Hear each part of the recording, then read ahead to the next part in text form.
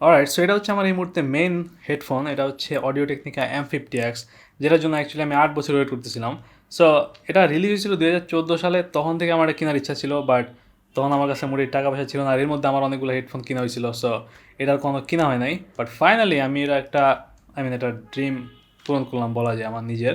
So এটা দুনিয়াতে সবচেয়ে বেশি সেল হওয়া প্রফেশনাল হেডফোনগুলোর একটা, এবং আমি এখন মোটামুটি হ্যাপি এটা নিয়ে, বাট একেবারে ইমপ্রেসড না। বাট এই মুহূর্তে বলা যায় যে এটা কিনা ঠিক হলো নাকি, এবং এটার তো দাম হওয়ার কারণ কি, এটার দাম এই মুহূর্তে বাংলাদেশি টাকায় 14,500 টাকার মতো। এবং আমি অ্যাকচুয়ালি এটাতে কিছু কাস্টমাইজ ইয়ার কাপস লাগাইছি, আমি এগুলো বলে খুব সম্ভবত ইয়ার প্যাডস বলে, ইয়াস ইয়ার প্যাডস।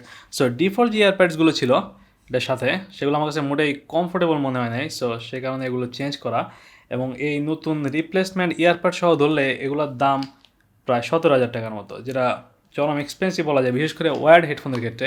এ দামে খুবই অসাধারণ কিছু ওয়্যারলেস হেডফোন পাওয়া যায়, বাট আমার কাছে অবশ্যই এগুলো তত ওভার প্রাইস মনে হয় না। আমার ইউজেস হিসাবে ঠিকই আছে, বাট তাও কথা বলা যায় যেগুলো কী কারণে এক্সপেন্সিভ এবং এগুলো কিনা ওর্থিত নাকি, বিশেষ করে এত বছর পরে 2022 সালে এগুলো ইউজ করা ঠিক হবে নাকি। সো প্রথমে একটা ডিজাইন নিয়ে কথা বলা যায়, এটা ডিজাইন মোটেই স্পেশাল কিছু না। বেশিরভাগ অডিও স্টুডিও হেডফোন দেখতে এরকমই, খুবই সিম্পল একেবারে, প্রায় সব ব্ল্যাক ডিজাইন, খুবই কম মেটাল আছে এটাতে, জাস্ট এই কী বলে এগুলো হেডব্যান্ডের মধ্যে, আর এছাড়া প্রায় পুরোটাই প্লাস্টিক।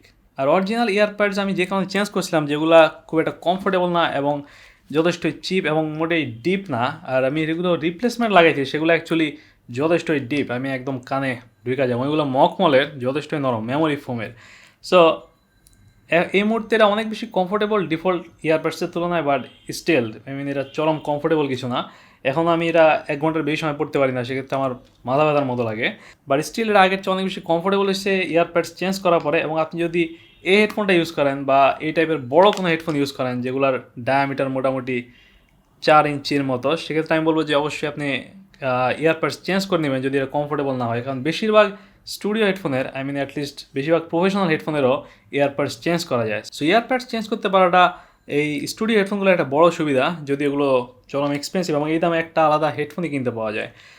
এই হেডফোন যথেষ্টই বড় করা যায়, আপনার যত বড়ই মাথা হোক এটাতে ফিট হবে।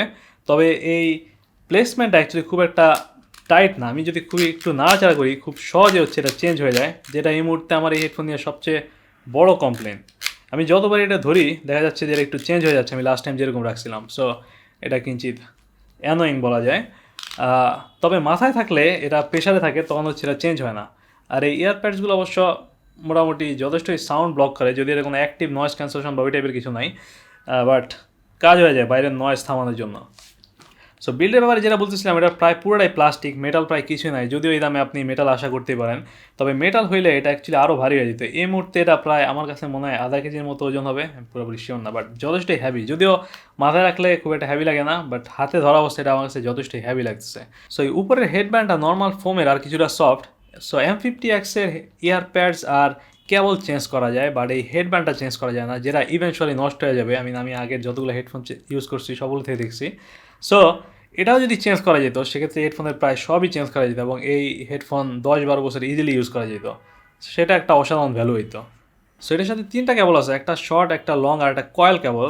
যেটা লং সেটা খুব সম্ভবত 10 ফিটের বেশি লম্বা, সেটা আমার যথেষ্ট কাজে হয় এবং ওইটা আমার মেইনলি ইউজ করা হয়। সাথে একটা 6.35 মিলিমিটার কনভার্টার আছে, যাতে আমি 3.5 মিলিমিটার জ্যাক থেকে বড় পোর্টে ইউজ করতে পারি, যেমন অডিও ইন্টারফেসে 6.35 মিলিমিটারের কেবল কানেক্ট করা যায়।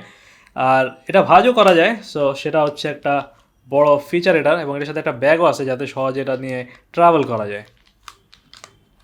না, সবচেয়ে ইম্পর্টেন্ট পার্ট সেটা হচ্ছে সাউন্ড কোয়ালিটি।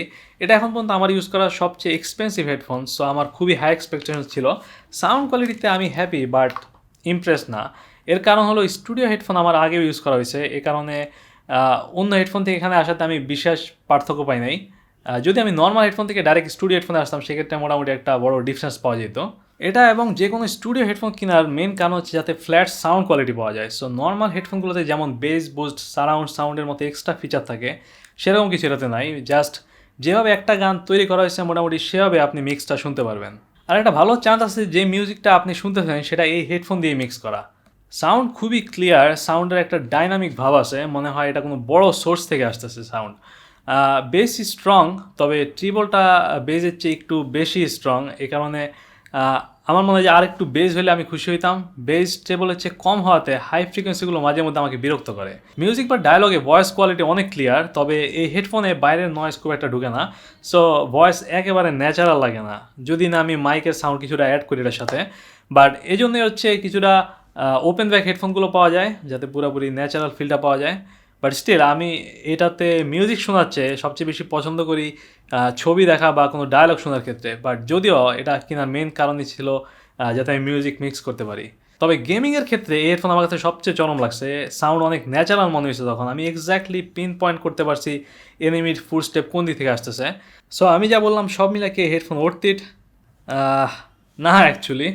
এর কারণ হচ্ছে যদিও সাউন্ড কোয়ালিটি অসাধারণ এবং হেডফোনও কমফোর্টেবল, বাট আমি এর আগে যে 3000 টাকায় যে হেডফোনটা চালাইতাম, স্টুডিও মনিটর ছিল ওইটাও, এবং ওইটার তুলনায় আমি এটাতে বিশেষ সাউন্ড কোয়ালিটির ডিফারেন্স পাই নাই। যদিও প্রাইস ডিফারেন্স হিউজ, সো আমার এক্সপেকটেশনও যথেষ্ট বেশি ছিল। সো আপনি কখনো যদি স্টুডিও হেডফোন কিনেন, সেক্ষেত্রে আপনার কম দামি স্টুডিও হেডফোনগুলো আমি মনে করি যে অর্থিত হবে, সেগুলোতে আপনার বেশিরভাগ কাজ হয়ে যাবে। তাছাড়া অনেক মডার্ন ফিচারও এই টাইপের হেডফোনগুলোতে নাই, যেমন noise cancelling, Dolby atoms. But gears মানুষকে ইন্সপায়ার করে, সো সেমভাবে এই হেডফোনটা আমাকে ইন্সপায়ার করে যে একটা মেন্টাল স্যাটিসফ্যাকশন দেয় আমি একটা প্রফেশনাল হেডফোনে মিক্স করতেছি। মেইনলি সেই জন্যই হচ্ছে আমার এই হেডফোন কেনা এবং ইউজ করা। বাট এনিওয়ে, এছাড়াও আপনার যদি কোনো কোশ্চেন থাকে এটা নিয়ে, সেক্ষেত্রে আমাকে জানান। সেক্ষেত্রে চেষ্টা করবো সেগুলো অ্যান্সার দেওয়ার জন্য রিপ্লাইতে। আর এই মুহূর্তে আমি আরও কিছু হেডফোন নিয়ে কাজ করতেছি, মেনলি ইয়ারবাডস। সো ওগুলো রিভিউতে দেখা হবে শীঘ্রই, যেমন এই সনি আর স্যামসাংয়ের ইয়ারবাডস।